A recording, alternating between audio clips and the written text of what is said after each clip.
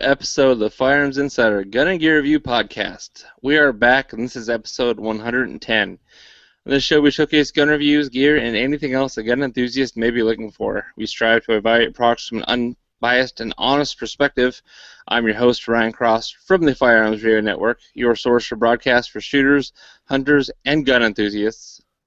So welcome back after a Thanksgiving 2015 break. It just kind of close enough for the holidays to where we kind of took a week off to recoup and get as many dinners as we can.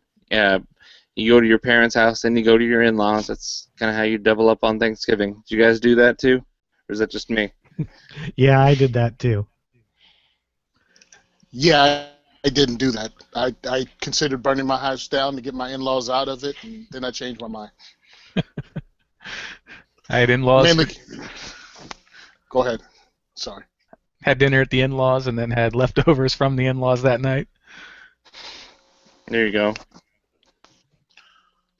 I'm not saying arson is wrong. I just can't figure out how to get all of my guns out of the house without someone noticing. Ship them to me. No. Oh.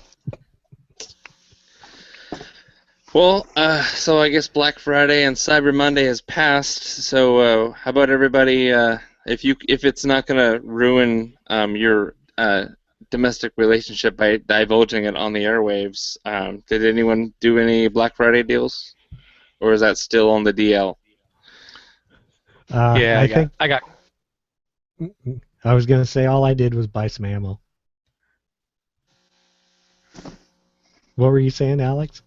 Oh, I did a lot. I did some damage on the old bank account this last week. We're going to talk about a product later on that I have to buy a lot of components for to feed, but I ended up buying 12 or 13,000 or so pistol bullets. Actually bought on Black Friday. They showed up Cyber Monday, which was outstanding service from the Blue Bullets. Bought a couple of med kits from Dark Angel. What else did I do? Oh, I bought a new suppressor. I got the brand new Liberty Cosmic that was just released on Monday. So that's Nice. Inbound to us now too. Nice. So it was a good couple of days. I had my shoot on the 19th of November. The funds that I got from that I reinvested on Cyber Monday with Magpul, Geisley, and Bravo Company. So I have a whole new set of good stuff to be given away or raffling off at the next event. Well, while you guys were out partying it up, buying stuff, I was out actually shooting guns, because, what else are you supposed to do? Uh-huh. Yeah, some friends and I went out. My event was really... What? Your event? I shot at my event, but I only got to shoot one firearm because there were so many people there, and I had to make sure it kept moving. But I got to shoot the one M1A Scout. You can see the picture on my Facebook page, and also Simon Says Train on Instagram. Me being all fat, giddy, and happy, firing other people's ammo and other people's guns, and I didn't have to clean. Yeah. Oh, yeah, it's awesome. I shot other people's ammo and other people's guns. Well, since we didn't have a show last Tuesday, I shot a couple weekends ago. They had a special thing at the range where Axelson Tactical and Team Never Quit Ammo brought some guns in their frangible ammo out, and so that was a pretty cool time. Got to meet Jeff, the owner of Axelson Tactical. If you don't know who it is, if you've ever seen the movie Lone Survivor, and Matt Axelson, Axe in there, that was his brother. So it was a good time. Talked to him for a while. Had a lot of fun. Got to shoot other people's ammos and guns. I mean, what more can you ask for, right, Tony? That's the best of all worlds, shooting other people's ammo and leaving. Exactly. Hey, that was great, guy. Man, that was, 100 rounds? Appreciate it. Thanks a lot. Bye. Nice. Yep. What'd you do, Ryan? Well, I braved possibly the worst retail store for Black Friday besides Walmart. I was in the thick of it at Cabela's. I wasn't one of those crazy guys that was there at like 2 o'clock in the morning. I heard stories that people were lining up at Cabela's here in Washington before Thanksgiving. Like there's people that already had RVs parked in the parking lot and like Wednesday, so they must have spent Thanksgiving at Cabela's in the parking lot. But they were giving away, or they were giving away some guns. I'm not sure which ones those were, but they had some other like gift cards and some other stuff on giveaway. But they had these certain guns that were just crazy. People were wanting them so bad. They had a Taurus PT-111 G2 Millennium 9mm for like $199.99. People just lost their minds over that. You know, they had a pretty good deal on 1022 just a synthetic and blued barrel. I think that was $189.99, which that's how much they should be anyway, if you ask me. And then the Heritage 22 single action revolver, the Rough Rider, they had that for $99.99, so $100 for a single action 22 revolver. That was a pretty good deal if you had 22 ammo to shoot through it. But anyway, I went in there and they had one Hunter 700 stock by Magpul, and I've had one on pre-order in Flat Dark Earth for a long time, but I actually thought that I'd pick one up in the store because I got tired of waiting. So I actually picked up the black one. I've got it here mounted on my 300 Blackout Remington 700. Look at it in all its glory. This is what I've been waiting for since SHOT Show last year. Wow. You know, I gotta keep reminding myself that I haven't been waiting and hyping up a bench rest stock. This is a fun range stock that, yeah, it's gonna, you know, add accuracy versus the Hogue stock that it came with, that Hogue overmolded stock that just flexes when you load the bipod. So it's an improvement there, but it's not like I waited for an AICS chassis or some kind of Macmillan stock. You know, it's still going to be a fun range toy. But yeah, it looks cool. Grip is real nice. The magazines are interesting because this is obviously this is my 300 Blackout, so 5.56. Magpul doesn't make 5.56 magazines yet for their AC magazine conversion. So right now I got in here the MDT, Modular Driven Technologies 223 magazine. So it's a 10-rounder. It fits in there. It feeds reliably.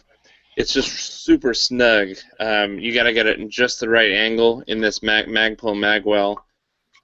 Sold separately, of course. And then when you get it in there, you kind of got to give it a good wrap, and it'll walk in there. But so far, it's fed reliably 100% of the time, just in the house here. The Magpul PMag AC 5-round 7.62x51 magazine, I've tried that in my other 308 that has a bottom metal that's patterned in AIC, thinking, oh, this would be a cheap alternative to the $80 AICS magazines and accurate mags that I've been buying. That actually didn't feed all that well. For some reason, the bolt just wants to ride over that first round, and then when you go up and pick it back up, you know, it kind of wants to do a kind of a double feed sort of thing. So I don't know if it's really going to be a great replacement for AIC magazines if you have like an actual bottom metal in your an actual metal bottom metal instead of this Magpul polymer bottom metal. I'm using air quotes there. But so far in this platform, I look forward to trying it out and testing it. Sweet. So that all said and done, I think I paid $220 for the stock, so that was a pretty good deal. So I think I'm going to cancel my pre-order with DSG Arms and just keep this black one on there. Maybe do a cool dye job on there, or put some of that Cryptek Typhon on there. It would make it look cool. There you go. Tony's just snickering in the background. Oh, yeah, it's just me snickering, Magpul fanboy. Oh, I'm sure everyone's snickering. Hey, I'm legitimately testing it out. I made this nice sign for you. Yeah, there you go. Hey, Magpul came out with some gloves. We're not, besides this, 10-second conversation right here, we're not going to be talking about gloves this episode. So, I'm purposely not being a fanboy. But tune in next week when his gloves But tune arrive. in next week for the Magpul glove special. I'm not just kidding. Anyway, let's get right into the announcements. We've bantered enough for 10 minutes. Bandwidth sponsor for this podcast is brought to you, or the bandwidth sponsor is Patriot Patch Co. You'll notice on my hat, I am wearing a hat again this week. Promo code Ryan's hat. I've got a Galactic Operator patch on. That's one of the new patches we've added to the store. Isn't that badass? Look at that. I designed that. That came out of my head. It's amazing. And now it's on your head. Now it's on my head. It's full circle. Uh-huh. So go on over to patriotpatch.co is the website and check out the newly added patches. We're going to be adding some more on there soon. We got the Legend of Zelda inspired It's Dangerous to Go Alone. Take this patch with a kind of an Eastern Bloc rifle on there, and it looks pretty good in 8-bit style, but there's a lot of people that are clamoring for the M4 American version, so we're going to do another one with an M4 carbine on there too. So what you're saying is now I'm going to have to buy both of them. Yes, that's what I'm saying. You're going to have to buy 2. Man. Don't worry. You can rest. You can sleep easy knowing that money is going to basically put a sandwich on my dinner plate.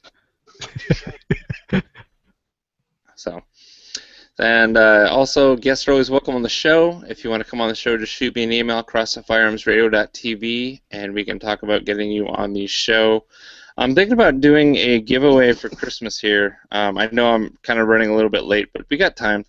I got a lot of patches here, and I'd like to give away some of these patches to listeners. Kind of having a dialogue here with you guys. What do you think is the best way to do that? Get some Facebook contests going on? I would think probably Facebook or Instagram. I don't know if you've ran anything on there. We haven't yet. I do a lot of things on my personal Instagram, but I don't think we really have a super active Firearms Insider Instagram. I think the Facebook page is where we're doing most of our traffic driving.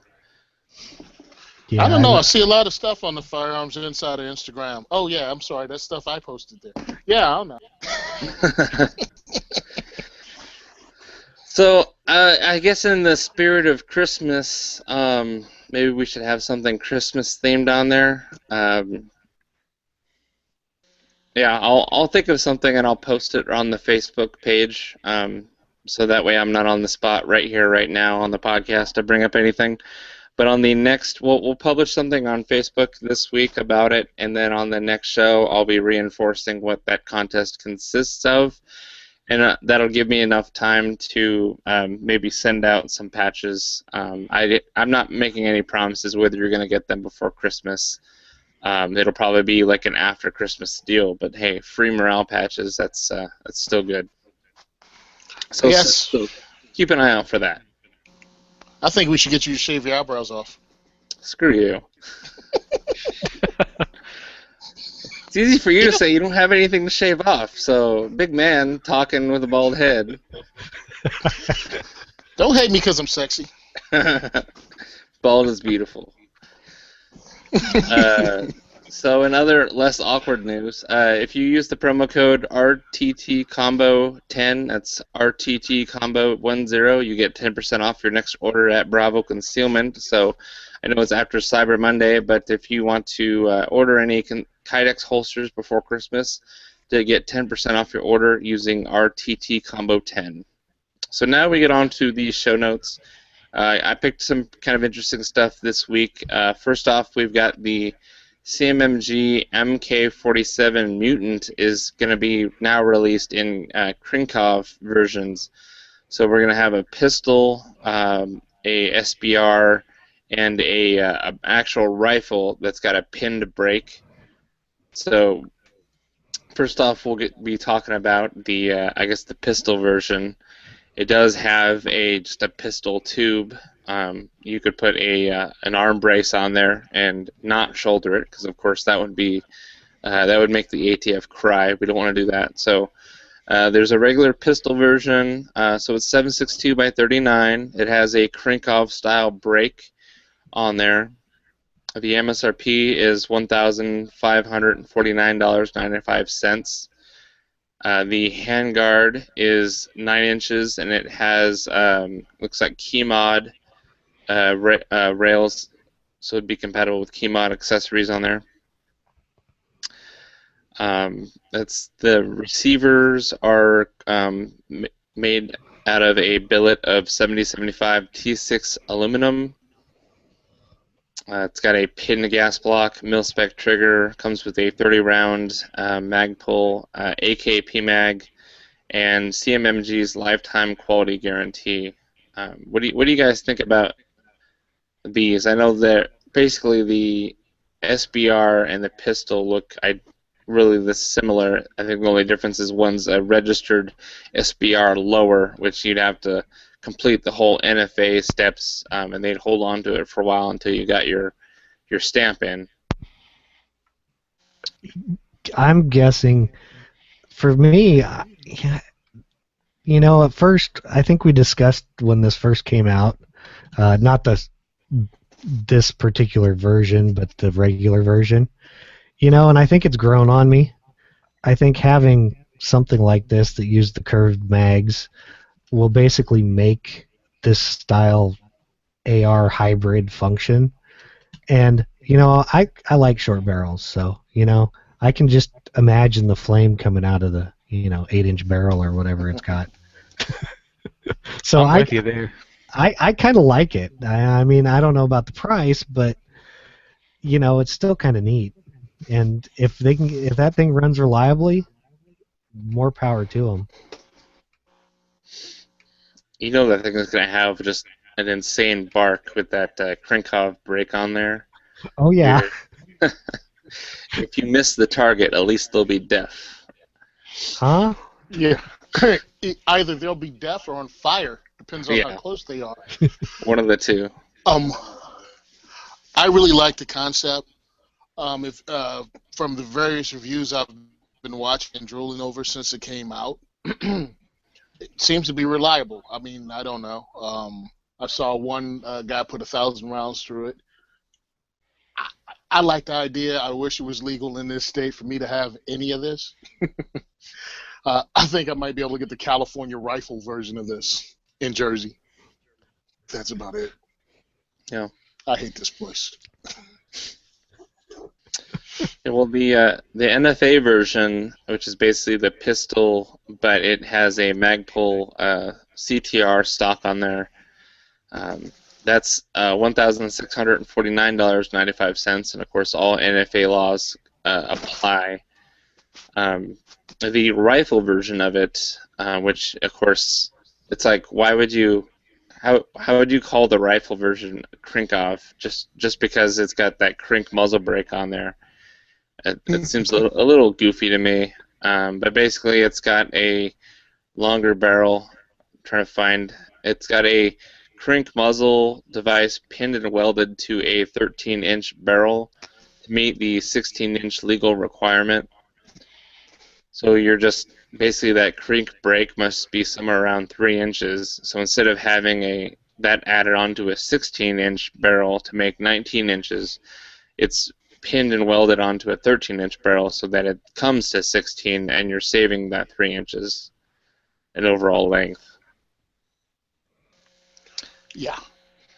Yeah, that's all I could see on it too. I'm guessing those Krink brakes are pretty long, so yeah, I could see that. Yeah, I mean, it looks like a flashlight sticking out the barrel. Yes. It's the size of that brake. Yeah, and that's the crazy part because is it a brake? Is that a brake or a flash hider? I think the Simpsons would call it a loudener, not a silencer, but a loudener. Yeah. Yeah. It's what are they do? They're made to direct the blast forward, so yeah, that you don't. Because I gotta piss off the people next to you. Yeah, so you don't piss off the people next to you. Right. So kind of interesting. I mean, it comes with the Magpul, MOE, pistol grip, and that CTR stock still. You could always just get the regular MK47 and then put the whatever brake you want on it, but it would be that little bit longer length, almost closer to 20. Still Right. pretty cool. I think it's interesting the way that they have mutinized the receiver, so it does take, rock and roll AK-47 mags. You don't have to use any of those goofy, curvy GI mags with that really aggressive curve in there that looks like a boomerang. Yeah, the boomerang Yeah. mags. Yeah. No. Yeah. So the rifle version is $1,749.95. So gives you definitely fleshes out the family of the mutant on their website. Whether or not I don't know, I think they're cool. I've seen one used on the shelf for like somewhere around 12, which I guess isn't too bad for used. Everybody at some point needs money. So maybe they bought it and they decided, oh, why didn't I just get an AK for, almost a third of the price? Right, that would be my Yeah, guess. you can get an AK and an AR for this price. Yeah. Yep. Well, still cool. So the website for that is cmmginc.com. Check out the link in the show notes if you're interested in that. If you've been waiting for an SBR or maybe a pistol version that you could have SBR'd yourself, that might be the avenue for you to do that. So next up, I got some iron sights that would actually look pretty darn good on that rifle, and this is from Rainier Arms. I'm a big fan of Rainier Arms because they're local. They're up in Auburn. I'm actually getting an SBR done through them as we speak, and possibly some suppressors in the future because they've got a pretty good selection. They're actually pumping out some backup iron sights now. I'm surprised. It does have their little Rainier Mountain etched into the metal there. They are expensive backup iron sights, which kind of caught me by surprise. I'm used to like Midwest Industries or Troy folding iron sights that still for the set are going to put you a little bit north of $180 to $200. This set is $249.95 MSRP, which is a little much for iron sights. However, they do look like they've been designed to be better than what you've come to expect, or at least different. The rear sight almost looks like the FN Scar rear iron sight. Do you guys see that resemblance too? Yeah, I see that resemblance. I'm looking at this rear sight and it's kind of groovy how it's got it looks like adjustable, two different sizes of peep settings for it. Is that what I'm seeing? The aperture. Yeah. Yeah. It's got a small and a large ghost ring on the same plane, so it's not necessary to change the point of aim when the distance at the target remains unaltered. So you can, no tools needed to alter the height of the front sight either. So that's kind of nice. You don't need to dig through your pockets or your range bag for that AR-15 sight tool, that front post castle tool. Yeah. Did he say groovy? I'm just wondering. He said groovy. We did establish that Chad is old, so I'm surprised he didn't call it the bee's knees, to be honest. That's more, maybe Tony. He's a little older, so he's more the bee's knees, I guess. Okay. It's groovy. Well, zoinks, Shaggy. I didn't know. Hey, that stuff's legal here, I guess, so. Yeah, okay. Yeah, Cat, this is some groovy sights. Yeah, it's groovy. It goes on a rail, which it's got a groove in it. Duh. All right. Settle down. All right, I'm sorry. Go ahead. Let me clean my disc. Yeah. Well, and it turns out these things are made in Germany, which for one explains why they're so expensive. I assume they were making them themselves, and so I was going to praise them as, yay, support local companies, but these sites are made in Germany. So that They're being said, HKs. yeah, I guess they are being made by HK, and maybe Rainier is just engraving their little icon right onto them. Yeah. Kind of like what they do with like Fortis rails. Fortis makes the rail, and then Rainier puts their name on it. But folded down, they're only 9 millimeters tall, so that's 0.35 inches. That's pretty impressive how low profile they are when they're in the folded down position. How long's that, Tony? How long is what? 0.35 inches. Yeah. I gotta have no say reference to that. I'm sorry, I can't help you. I was gonna say 9 millimeter. Yeah. I was gonna say one thing for Ryan's benefit. I think you put these in here because they mount with like a socket head screw, and so it's not one of those big huge knobs like you hate. Yeah, I don't like big knobs. We established that. So Oh God. Or I don't like big knobs and I don't like big nuts. That's gonna be on my tombstone when I die. Ryan was a great man. He didn't like big knobs. but I Wow. actually like that feature also. So I can't just say it's just Ryan. Yeah, it's kind of a West Coast thing. Me and Chad, we have that in common. Is it West Coast or left Us guys Coast? on the East Coast gonna leave that alone. Yeah.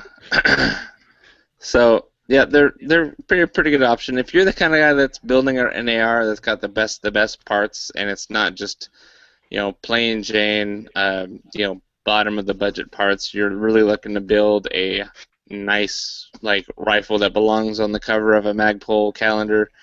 I guess these sites would definitely fit your bill, and you'd consider them worth every penny.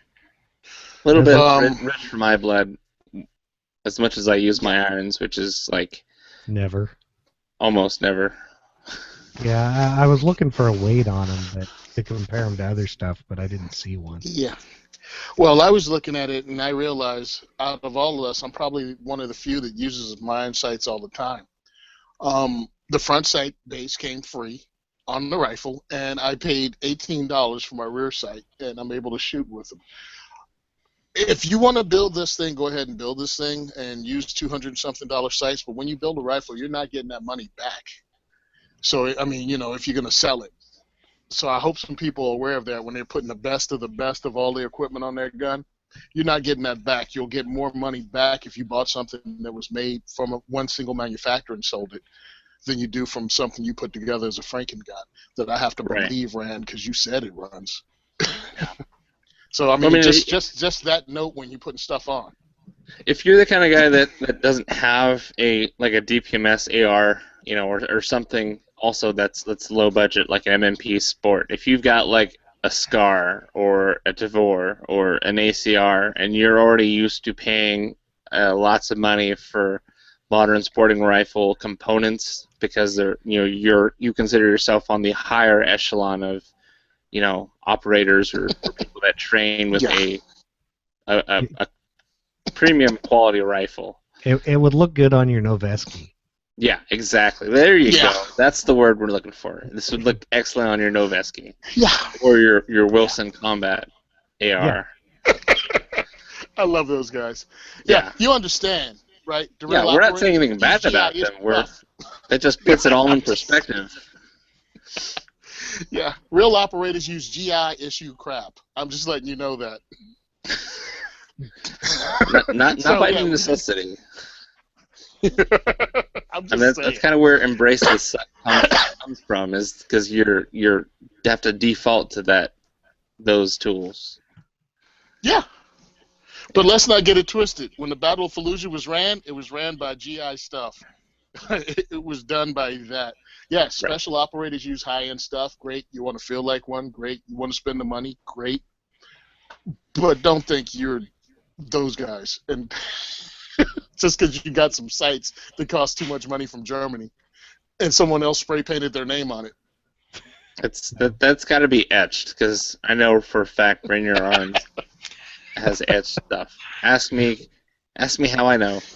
I've got a Fortis rail on my. Where's your poster? I've actually got one of their.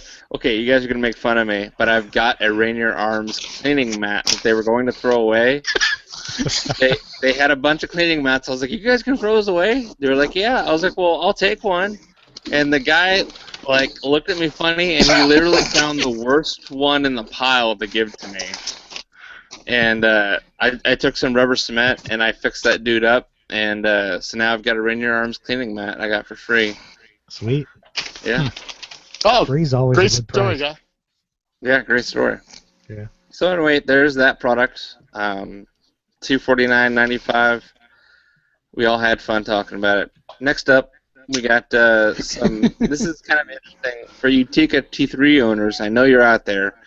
The T3 is like a really popular hunting rifle because it's not all that expensive, and the action actually is pretty good compared to the price point. So there's a lot of T3 owners out there, especially with that three-shot MOA out of the box guarantee that they have in their marketing right now. Problem is that the magazines for the Tika are kind of plastic and a limited capacity. Well, I actually stumbled upon this I was reading the Firearm blog, and they posted an article about this guy David Waters, who's a shooter from the CMP from Australia, who actually designed a magazine to fit in the Tika T3. So these are made out of 6061 T6 aluminum. They've got a flat gray hard anodized finish. They can be disassembled for cleaning, and they hold 10 rounds compared to the 5 rounds that the Beretta made, or Tika extended magazines hold 5, but they're a whole lot larger and beefier. So these are kind of premium magazines. There's a 223 version, so that any cartridge that's based off of the 223. So the 223 Remington, 222 Remington Magnum, 6x47, the 204 Ruger, and the 17 Remington. That's available, and the MSRP on that kind of convert it from Australian money to U.S. currency, $123. And then they also have a 308 base mags model. So 308, 260 Remington, 7mm 08, and 6/08. That's got to be some weird caliber I've never heard of. 6XC, 6x47 Lapua, and 243 Winchester. Those sell for $137 US. They are shipped international because he's in Australia, obviously. Right now they're sold out, but he's expecting a new batch in the month of December, which we're in December. So if you're interested in one, you have a Tika T3 and you really want a quality, higher capacity magazine, they're saying to put your order in now to meet that December batch.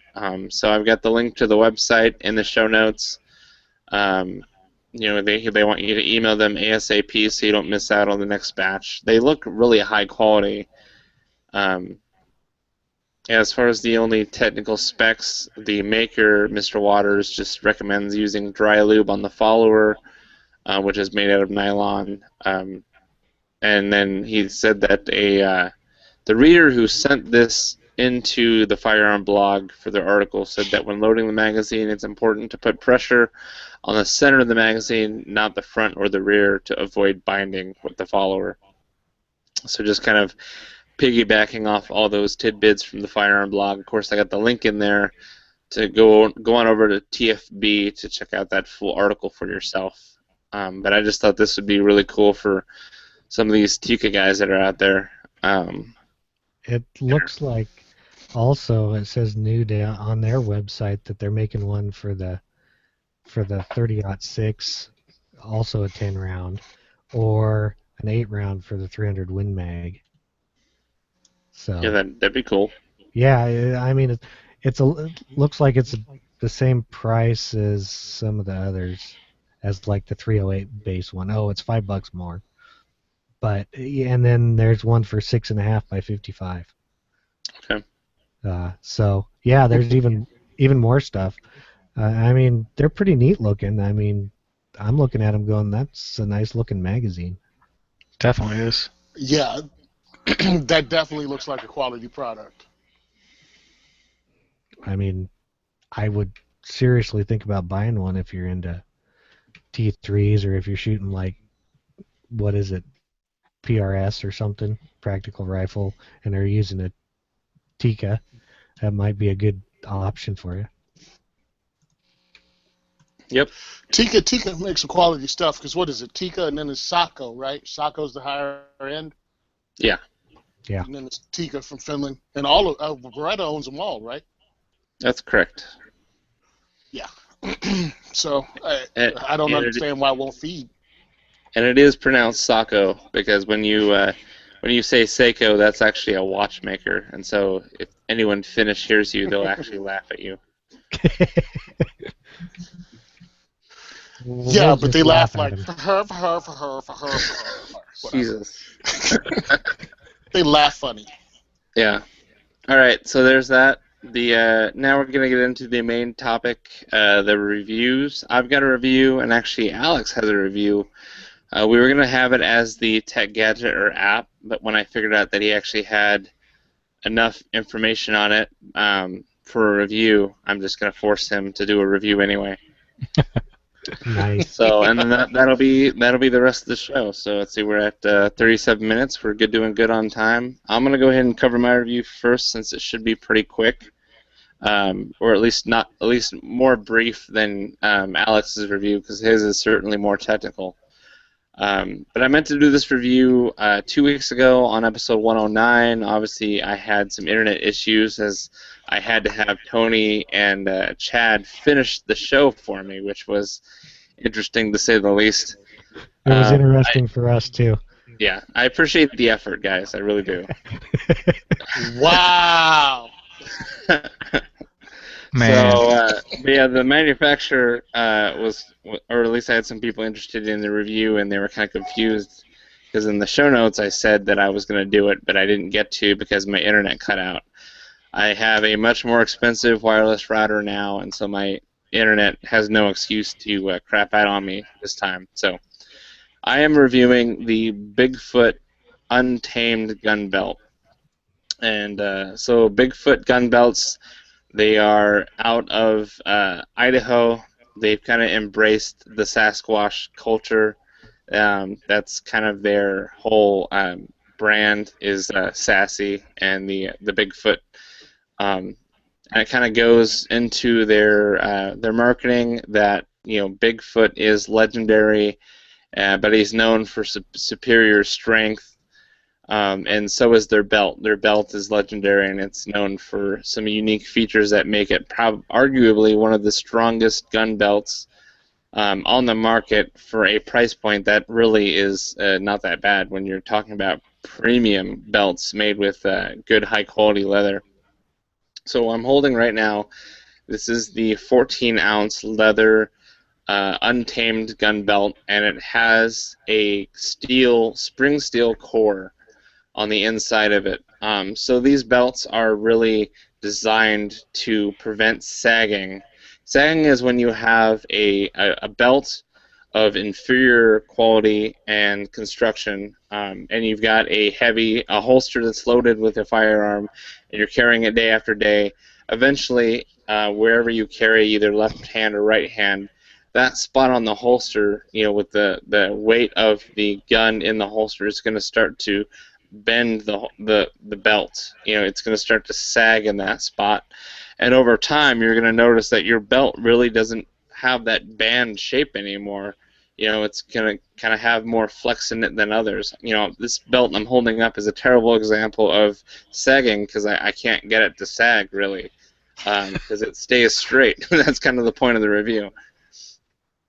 So I'll start off saying that before I had this belt, I had been using a sad excuse for a leather dress belt that I think I picked up at, it's called Bimart. It's kind of like a, I don't need to explain what a Bimart is, but it's a small box store. They've got pretty good deals, great reloading supplies. But I bought a dress belt for like under $15, I think, just because I needed a new one. And I had been wearing that for maybe 2 or 3 years and carrying off and on maybe about 60% of the time. And that belt sagged so bad, and ultimately what led me into getting a new belt is because the inside of the belt was unfinished. You know, it didn't have any kind of leather finishing on the inside. It was very much almost like rawhide on the inside. Where I had my belt set to, it had worn so much on the inside, kind of against the buckle, that I could flop over the end right over itself 180 degrees. It had just worn through on the inside so much that I could probably just tear the rest of it off with my hands. So that kind of led me to needing a new belt, and luckily that's when Bigfoot Gun Belts kind of contacted me and said, you know, hey, we like your podcast. Would you like to review our belt? And I was basically like, yes, perfect timing. Let's do this. But I was actually really surprised at the innovation that's incorporated in this belt. The spring steel that's in this belt, it stops before the holes. So you actually, you know, by looking in the holes, you're not going to see, you know, a little glint of steel edge in there. And I can barely see in the belt itself any kind of indentation of where that spring is. It's really thin steel. And it's similar technology to like the Alien Gear Cloak Tuck 3.0 holster that I reviewed not too long ago. Alien Gear, which happens to be also in Idaho, they are using kind of a core of spring steel inside their inside the waistband holster to provide flexibility, but ultimately rigidity to the holster. So same technology in this belt. I don't know of any other gun belt makers that are implementing a steel core in there, but that spring steel is so thin in width and thickness that it really does not make this belt seem unreasonably thick. It does have double layer of leather on either side of that spring steel, making a nice sandwich. But it's really not that thick. It's just the right amount of thickness that you'd want out of a gun belt. But it's plenty flexible still as far as it goes around my waist, no problem. I don't feel like I've got a steel band around my waist, but it does stay up quite well. It does not want to sag over time. The edges and the inside of this belt are kind of what really make it the difference for me.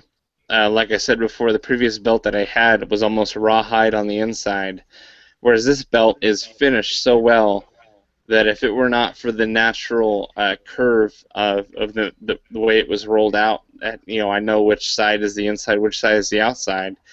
But just looking at it and the stitching, it's almost hard to tell which side's the inside, which side's the out, because the care and the craftsmanship is visible on both sides. Both sides are finished. It's English bridle leather, which I assume is like the quality of leather used on really high-end like saddle and what do you call that, tack. The stitching is really high grade. It's actually mil spec stitching. They call that Tex 270 stitching. It's a polyester thread. It's military grade. The leather is 14 ounces. They cut it to the exact specifications of the customer. It's a 1.5 inch width. It's a nickel-plated roller buckle. And that was kind of my only, I guess, issue. It was hard for me to pick any negatives with this belt, but I'm not a big fan of roller buckles. I don't like the way they jingle. But then again, you don't have that jingle when you actually have it cinched around your waist because of the friction and you know, the tautness of the belt. It's not going to make any noise when you shake it. So you only hear that noise when you have your pants around your ankles in the bathroom, or when you take them off at the end of the day, it rattles like I'm trying to collect change for the March of Dimes in the lobby of a Walmart.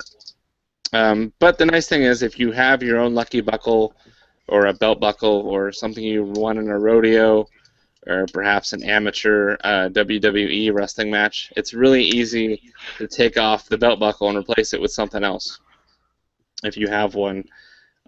It's just 2 snaps that does not require tools, and it's really easy to snap back, but that does not affect the quality. I don't feel like this section of the belt is going to wear down at all because of the materials used in the stitching.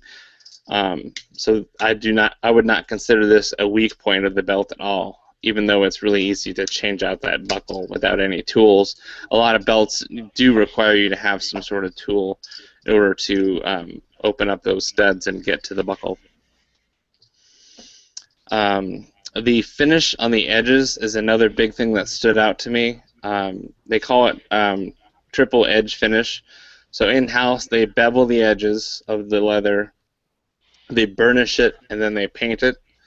So that ultimately means it's extra treatment to ensure that the 2 layers of leather do not deconstruct or separate at all, and that a lot of times a cheap belt, over time, those 2 layers of leather will start to separate, whether the stitching fails or just wear over time, the adhesion between them, whatever glue they used, is going to start to come apart. I can say that is not going to happen on this belt because of this finishing on there. It's got that nice bevel and burnish so that, if I'm taking it off or putting it on or tucking my shirt in, catching it with my fingernails or tools, if I'm clipping anything to my belt, nothing's going to cause these 2 pieces of leather to prematurely separate. And that's kind of what oftentimes is the death of a cheap belt, is the separation of the leather. And they've also got a 7-day test drive and a legendary warranty, meaning if you're not satisfied, you can always send it back for a full refund. So claim to fame is that the 14-ounce leather gun belt provides superior support to your everyday carry.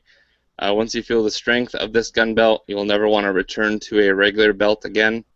Target market is obviously concealed carriers and open carriers, but I would say that honestly, even if you don't carry all the time, like every day, like you should, this is still a dang good belt that you should have anyway, because it's just gonna outlast any other cheap garbage you can put around your waist.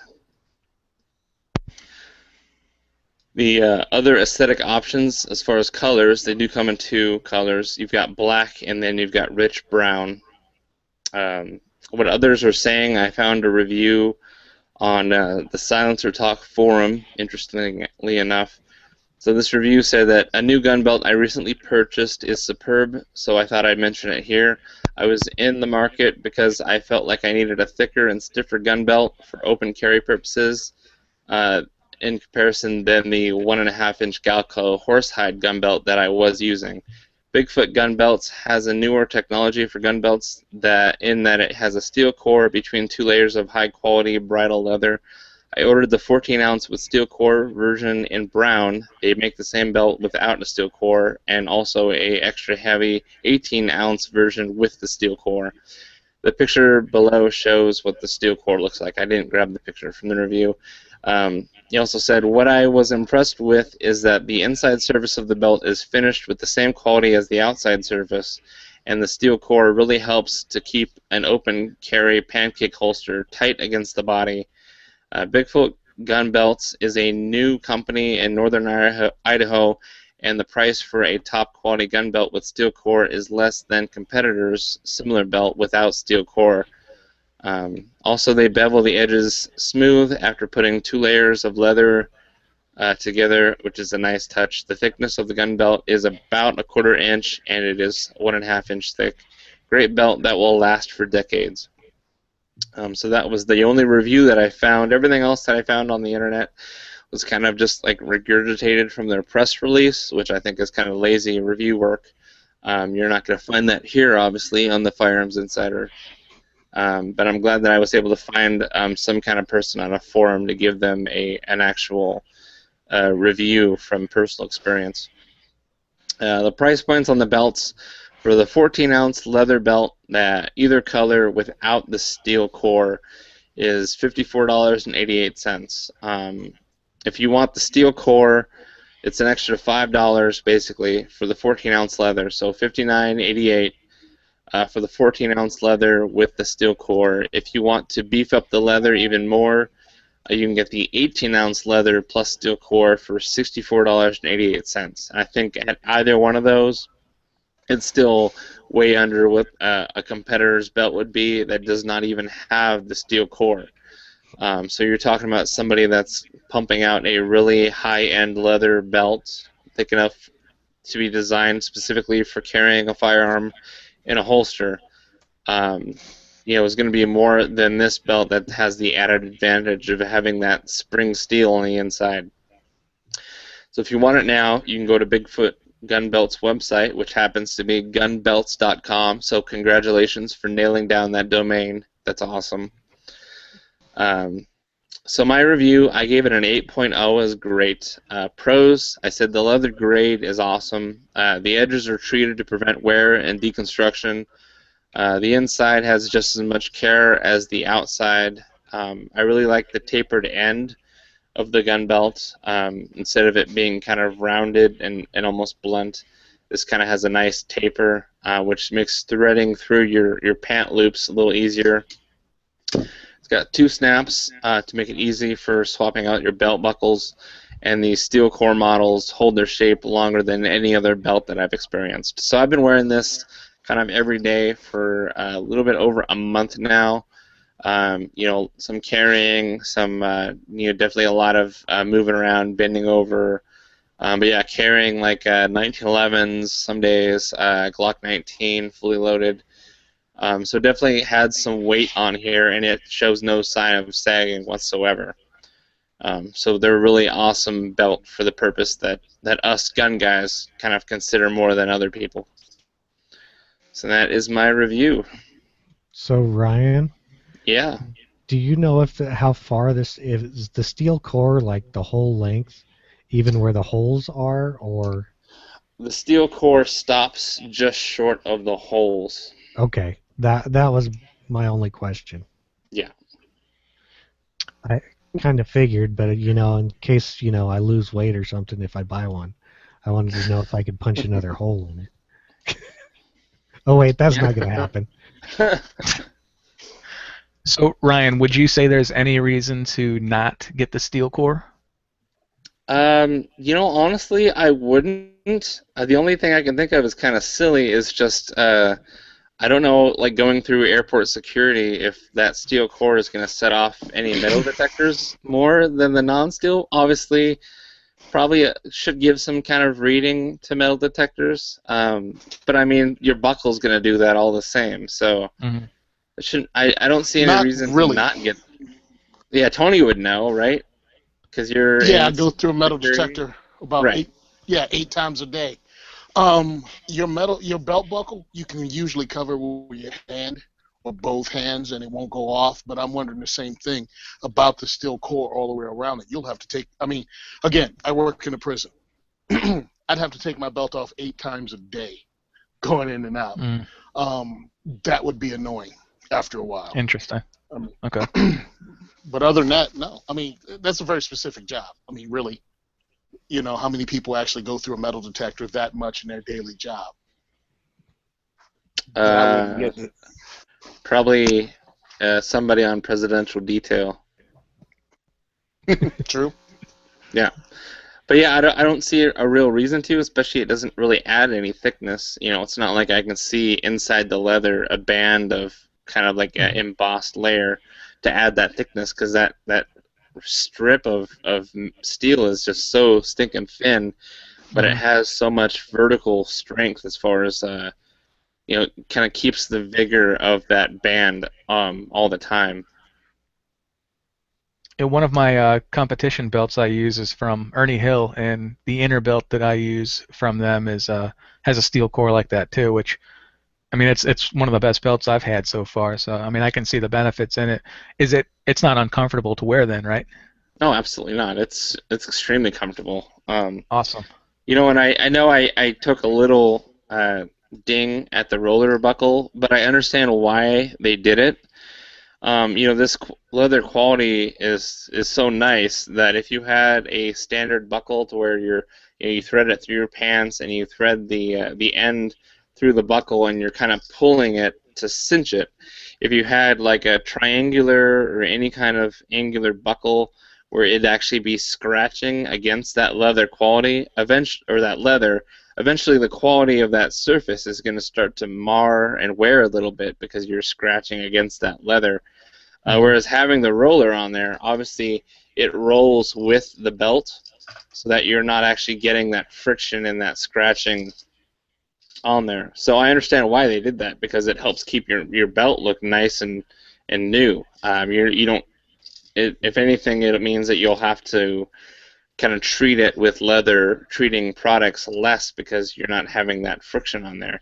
You can still treat this with your usual leather care products, but you're not going to have that kind of extra scratching and wear on that top layer. And like I said, when you cinch it down, your body pushing against it, it doesn't rattle. The roller isn't going to be moving around because there's got that tension on there. Nice. So now I got a question, price-wise, because this seems not that expensive compared to a lot of leather belts. It's a good price, right? Yeah. It looks on par and a little bit less than some. Yeah. Yeah, that's what I'm noticing, because I made the mistake. I love it, because I can talk about when I first started carrying. I think I made every mistake possible, and one of them was not buying a good belt.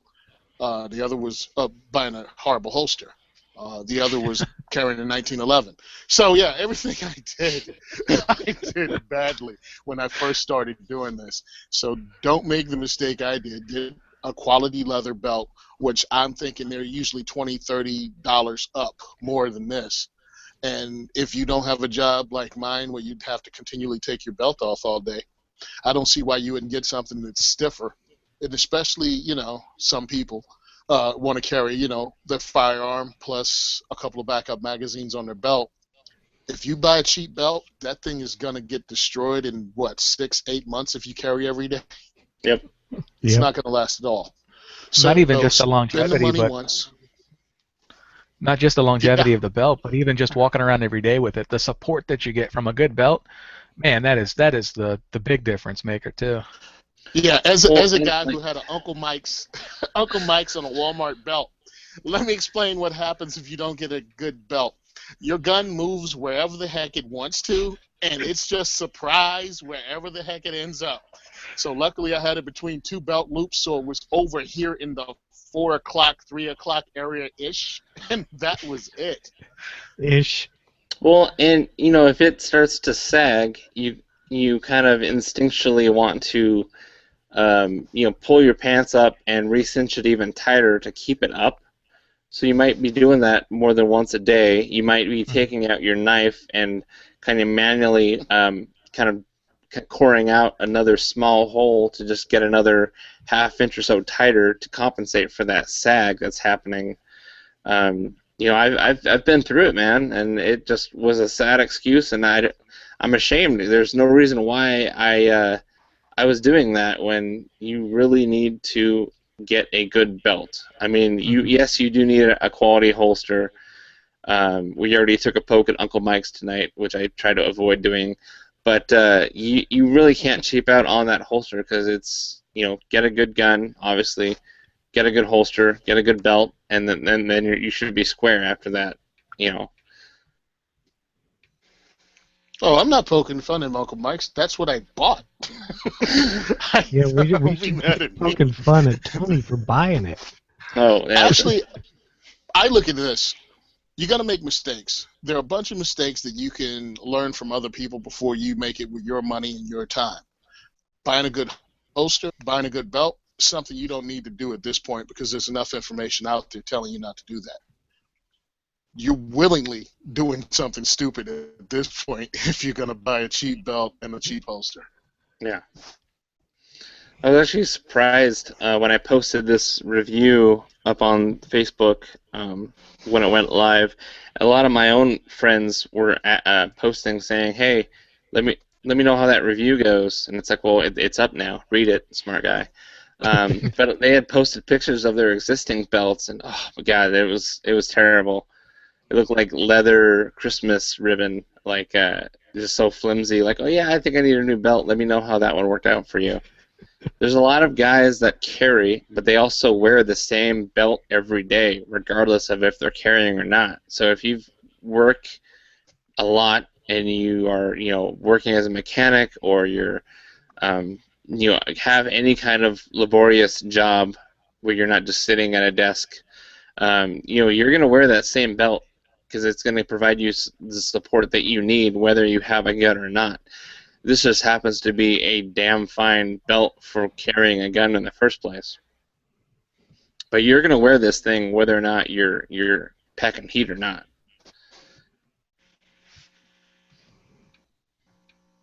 Was that groovy enough for you?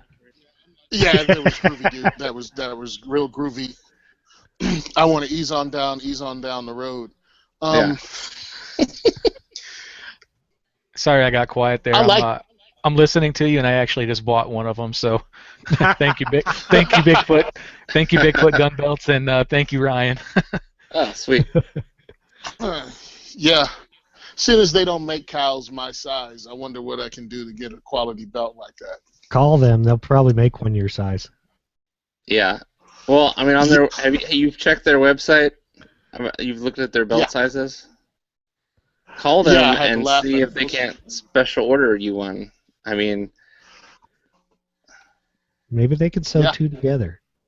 Yeah. You're really rude in your cranky old age. Well, somebody's got to be Scrooge on here. It's the Christmas season. Well, I'm sure there's got to be some kind of cattle farm next to some nuclear plant that's got large cows, right? Well, that's where are these from? Idaho. Idaho. Oh. Yeah. There's got to be some cows from Hanford that have a big enough surface area to make a belt for Tony. Water buffalo. I'm gonna protest here. Understand one thing: fat lives matter. All right. We didn't say they didn't.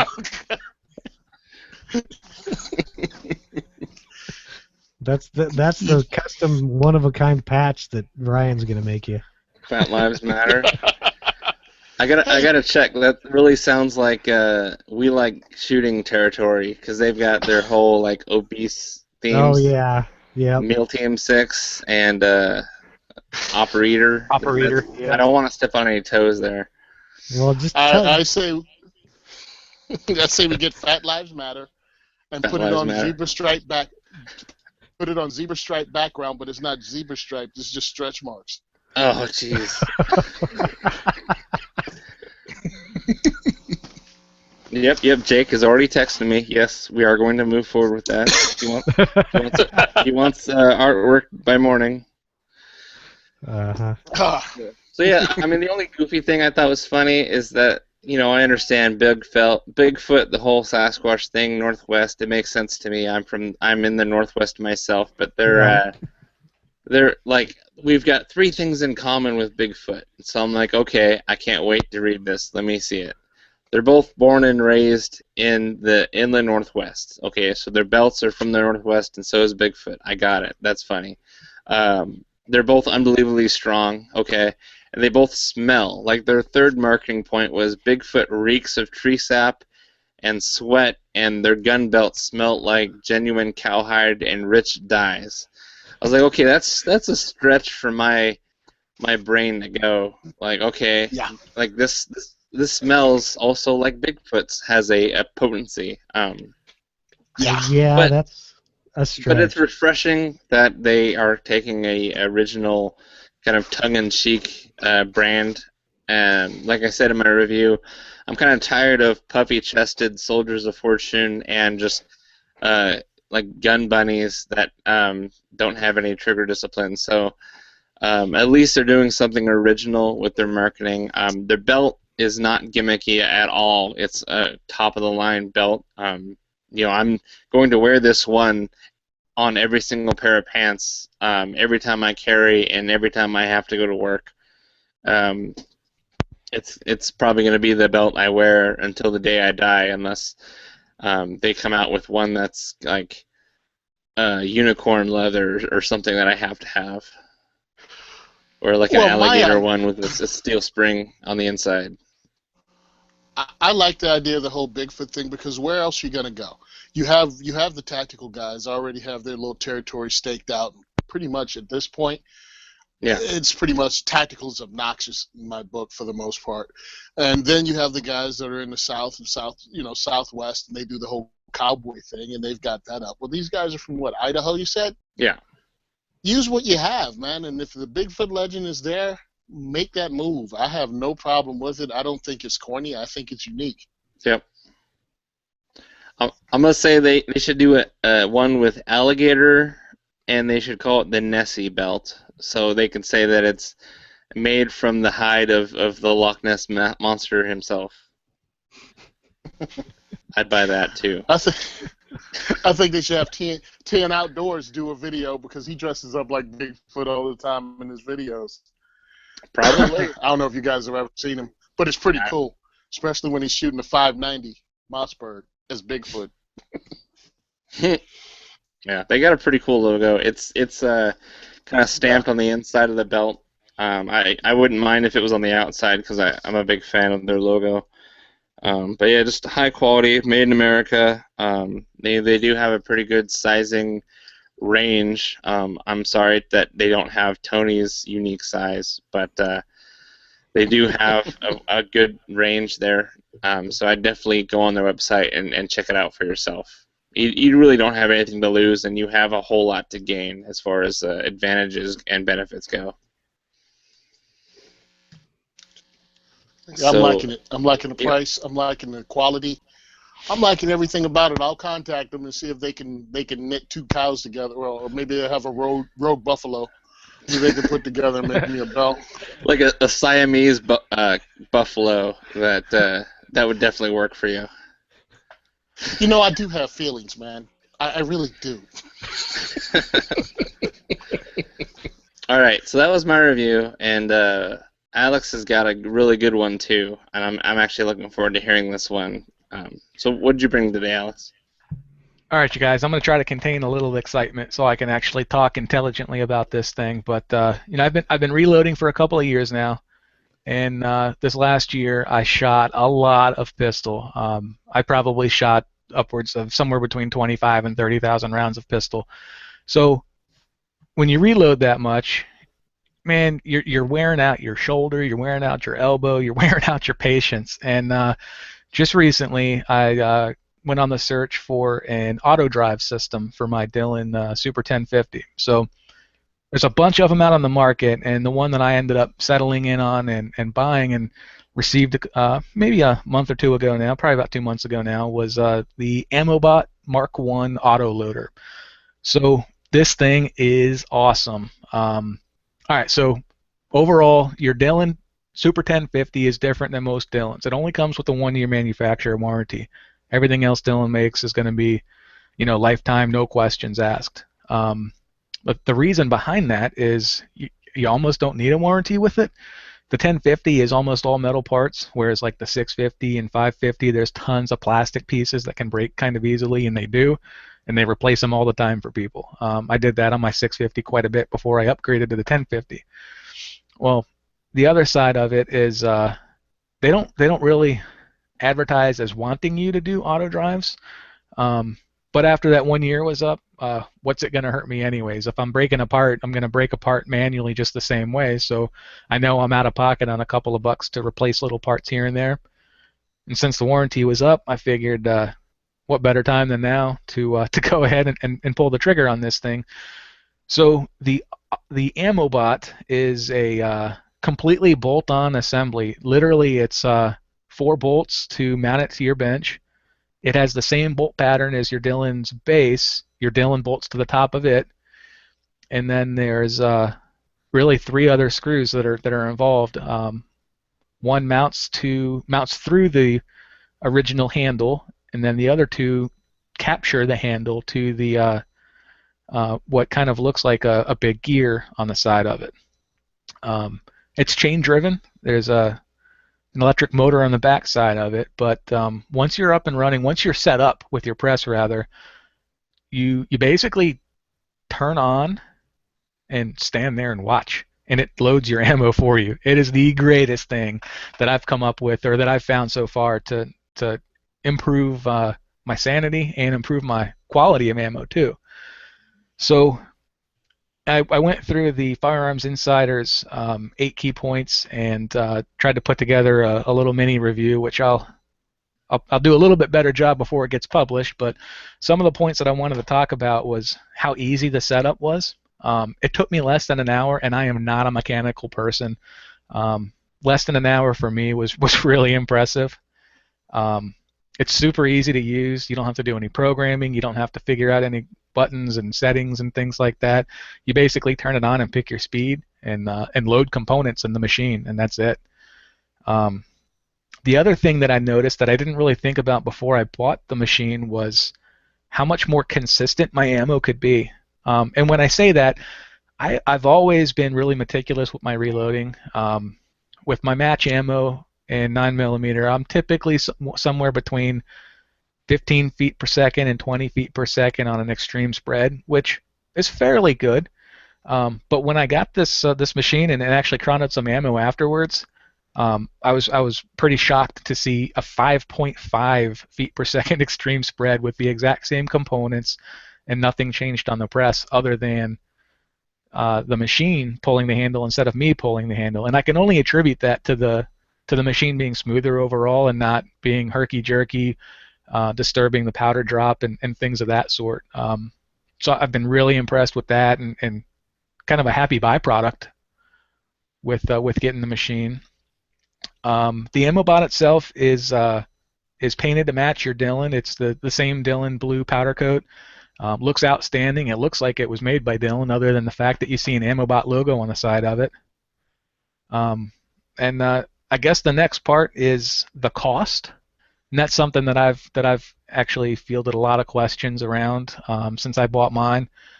The ammo bot retails at $1,195, so basically $1,200, and that's on top of you having to buy the Dillon Super 1050 and a bullet feeder as well. So you do have to have a bullet feeder.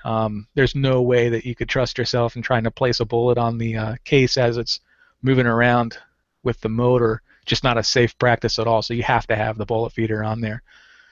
So all in all, I mean, you're looking at a good chunk of change when you put everything together. See, you're somewhere in the neighborhood of $3,500 when you look at this thing as a complete package to get up and running. But $1,200 is what the ammo bot is. So if you've already got your Dillon 1050 and your bullet feeder, $1,200 gets you going on hitting a button and reloading that way. So some of the pluses, as far as what fed into my rating, is it's probably, well, I know for a fact it's the least expensive computer-controlled auto drive available for the Dillon 1050. That's definitely a plus. Another plus is how easy it is to use. A third plus is something that not all the auto drives out there can claim, but there's absolutely no modification to your Dillon at all. It literally bolts to it. Super easy to bolt it together. The speed is kind of infinitely adjustable. The new controller that the fellas at AmmoBot have put out actually has a speed control knob for forward and a speed control knob for reverse. So forward is you pulling the handle downwards and the shell plate going up into the dies, which really doesn't matter how fast that goes. So you can go, ludicrous speed and not have any problems with it. But the part that you want to be careful of is the reverse speed. When the handle is actually going back on the machine is when the shell plate rotates around. And that's when you can have some issues with the bullets falling off the case from after the bullet feeder drops them, or spilling powder if it's kind of a jerky motion or too fast of a motion. So when they separated the speed controls, now you can increase the speed on the forward handle movement and decrease the speed on the upward handle movement to really find a great balance and not have powder spilling all over the place or anything like that. Again, like I said, another plus is how consistent my ammo has gotten. I was really impressed and surprised by that. Another big plus is the innovations that those guys are coming out with. When they upgraded to the dual knob speed control, that was a great plus. They've added a 45 ACP small primer detection, and it actually will flip out those small primer cases. It'll knock them off your press and not even try to load them. So whoever that devil was that invented small primer 45, don't have to worry about it anymore. Get that stuff out of there. And they've even come out with a quieter drive motor than some of the original models had. I guess the next thing that most people want to know is how fast it can load ammo. Well, without the Autobot, or the AmmoBot rather, you can load on a Dillon 1050 anywhere from 700 to 1100, maybe 1200 rounds per hour if you're really cranking on it and get a good pace. I've loaded 9mm on the machine behind me at 2200 rounds an hour. It is just absolutely incredible to watch this thing go around. I usually don't go at that speed because, Ryan, you and I were talking earlier, and it's kind of like, it's almost like you're an air traffic controller. You're watching so much at one time that it can really stress you out and tire your eyes. So I usually run like 16 or 1800 rounds an hour. But really, I mean, I run for an hour and I'm good to practice for 2 weeks, sometimes 3 weeks, and I don't have to spend all my time sitting in the loading room anymore. So really one of the only minuses was on the earlier models, the motor's a little bit loud, which isn't really a big deal because I'm always listening to gun podcasts and things when I load anyway. So I always got my earphones in. Excuse me. And so the new drive motor is a whole lot quieter. It really reduced the noise overall. My overall score, my rating that I put on this thing is a 9.0 out of a 10. It is an absolutely amazing machine. Really don't have any complaints about it. It has been outstanding for the first 6,000 or so rounds that I've been able to load up on it now. So, you guys have any questions on it as you read over the review or listen to me here? No, I don't have any questions. Go ahead. I just said I was jealous. That's it. Nothing to be jealous about. So, the last couple of days, I've actually I've facilitated a little bit of a partnership here. Immortal Arms is my local FFL. I buy everything from Mark up at Immortal Arms, and he's also a Dillon dealer, sells the heck out of some Dillon products. And Jason Pruitt, one of the fellas at AmmoBot, I got those two together, and they're going to do a little bit of a partnership. I talked about it being almost $3,500 to get the Dillon 1050, the bullet feeder, and the AmmoBot. And they're actually, as an introduction to their little partnership that they're working together with now, they're gonna do an introductory sale price of about $29.95. It's actually going to be under $3,000 for all this stuff that they're putting together. Which, I mentioned I'd looked at some other auto drive systems out there, and there's one in particular that, as cool of a system as it looks, it's just absurdly expensive for my needs, anyways. I look at it as, you can buy this other auto drive and a bullet feeder for $3,000, or you can buy the AmmoBot bullet feeder and Dillon 1050 for the same price. To me, that was a no-brainer to do, and the fellas at AmmoBot have been super responsive. They've helped me out in the few small questions that I've had on it so far, and just all in all, it's been a great experience to purchase. I was looking at this foot per second spread. That's insane. I mean, that's really tight. That's really, really tight. Because, I mean, really 15 to 20 feet per second? For regular boxed ammo over the counter, you have bigger spreads than that for a lot of stuff. Mm-hmm. Absolutely. Even not match, but like defensive rounds, you have 50, feet per second spread, no problem, with a deviation of like 25, easy. Mm-hmm. This is same hole. This is same hole if you use a ransom rest or something, put your pistol in. They're all going through the same spot. Oh yeah, That's I mean amazing. it's absolutely, it is incredible. So, but the last major match that I shot for USPSA this year was the end of October. We shot the Mid-Atlantic Section Championship up in Pennsylvania, and at any major match, they chrono your ammo. They're going to verify that you're making power factor, that you're not shooting some little wimpy load or anything. And it was there where I saw the 5.5 spread the first time, and it's actually been between 5 and 7. But that 5.5 was documented at a match, which wasn't my equipment. You know, it was the match's chronograph and all. So that was pretty awesome to see. There was a lot of hooting and hollering going on when those numbers came through. Pretty cool. Yeah. You look like a reloading god. Right? Can you do rifle, or do you just Absolutely. you just have to lube the cases first, or?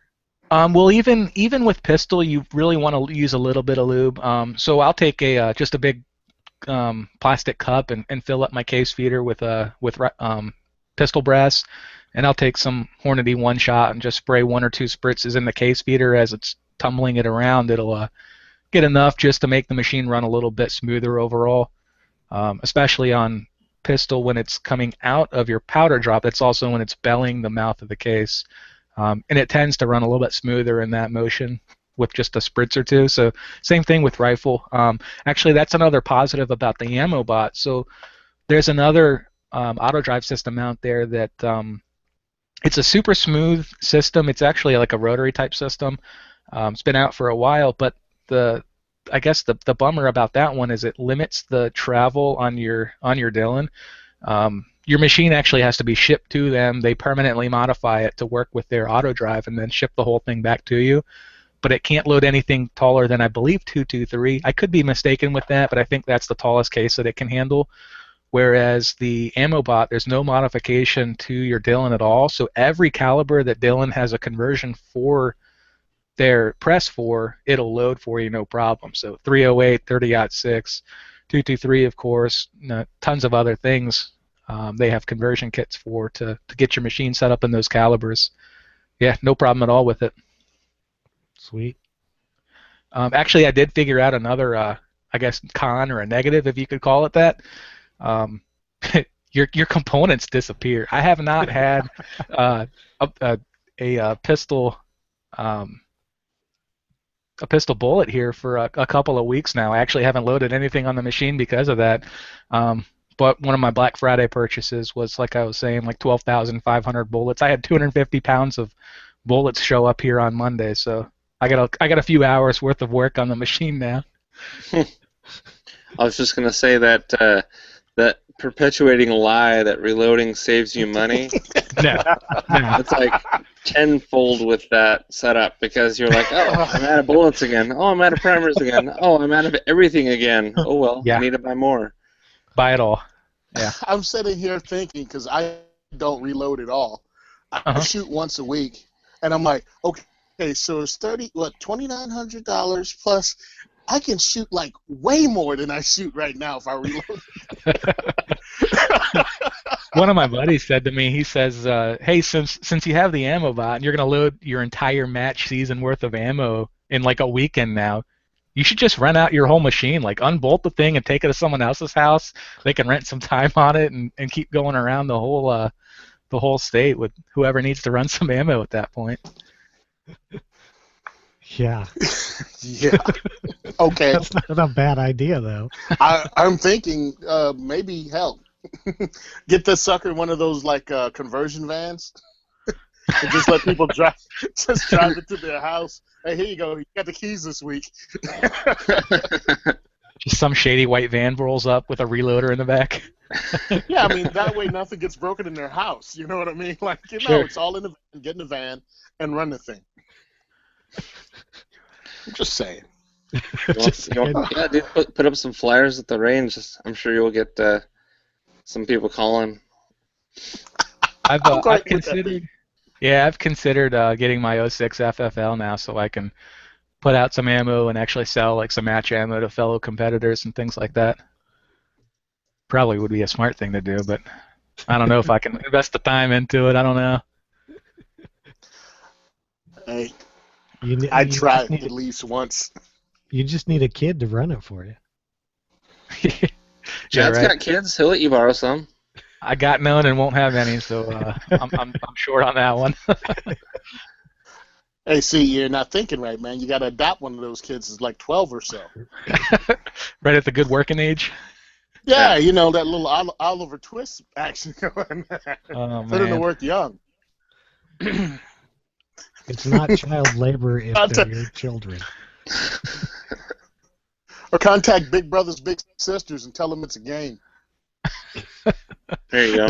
This conversation went a different direction than I expected it to, but yeah, I guess you can do that too. We usually do. Welcome to the internet. Right. Yeah. But yeah, it's been a pretty cool machine, and I'm just super pleased with the customer service I got out of it, and the quality of ammo that I'm getting out of it. I mean, there's no complaints here at all. So if anyone out there is looking for a ridiculously awesome setup, under $3,000 is where they're starting at, depending on what caliber and what kind of dies and options and stuff like that. But up and running for $29.95 now. And I'll include a link to that in the show notes and in my review when I get that to Ryan later on too. Yep. Yeah, I was just thinking about that. What's the theory on how soon does this pay for itself? I suppose you could do the math, but then you might disappoint yourself. Mm-hmm. It depends on how much you shoot. It depends on how much you shoot and at what calibers and at what price point you're buying components and things. There's a lot of variation in it, but somewhere in the neighborhood of I would guess, I don't know, 15,000 rounds of 9mm or something like that, and it's pretty much done at that point. I was just wondering about it because, again, I don't reload. My friend Sean, I think at one point he burned through about 50,000 rounds of .223 in a year. And wow. That's a lot of shooting. Yeah, it is. Yeah, well, he's gotten married, so that killed that off. But yeah, you just wondered circumstances like that, like how quickly would that pay for itself, Yeah, I mean, it looks like, let's see, $110. I'm saving, right now when I load, I'm saving like $110 to $140 worth of, out of every case of 9mm that I load. Wow. Let's call it in the middle. So 25,000 rounds of just 9mm, which 9mm is cheap as it is anyways, but 25,000 rounds, and I pay for all that gear behind me, and I'm not out a cent at that point if I had just been buying the ammo. But then now we're kind of back to the same point that you had earlier with the consistency in the ammo. I mean, I'm not buying any ammo for 24 cents a round that's going to give me 5.5 feet worth of extreme spread when I'm chronographing. Yeah, that's match ammo all day. Yeah. Well, awesome review. Look forward to getting that official one up on the site. I was going to have some kind of like weird like USB toy that shoots airsoft BBs for the Tech Gadget or app, and then Alex was like, "Oh, I want to talk about the ammo bot." I'm like, "Oh, yeah, that's way better. Let's do that." Yeah, I couldn't figure out what that was, and I'm like, why does this look like airsoft? Yeah, we won't talk about that. So anyway, so this kind of fulfills. I mean, we talked about something very mechanical or technical, so obviously we don't need to talk about another Tech Gadget or app this week. So then we're just going to get right into the give Tony his plug for the Second is for Everyone Diversity Shoot events. I'm sure you've got something coming up, don't you, big guy? But of course I do. Just had the last one on the 19th of November. It was amazing. A lot of people came out, a lot of fun. But the next one is February 4th. It's going to be even bigger, even more stuff. May even do an auction because I'm going to put together, for $5 a ticket, some people won like $70 worth of stuff. So you can't really beat it. A lot of fun. I'm going to post some pictures on Instagram of what a couple of people won. tomorrow. So check out Simon Says Train on that. And again, the next event is February 4th, 6 o'clock, Gun for Hire Range in Woodland Park, New Jersey. That's it. Cool. See, kept it short and sweet. Yep. So yeah, in summary, send questions or comments to myself, podcast@firearmsinsider.tv, or directly through cross@firearmsradio.tv. Remember to subscribe and leave us an iTunes review.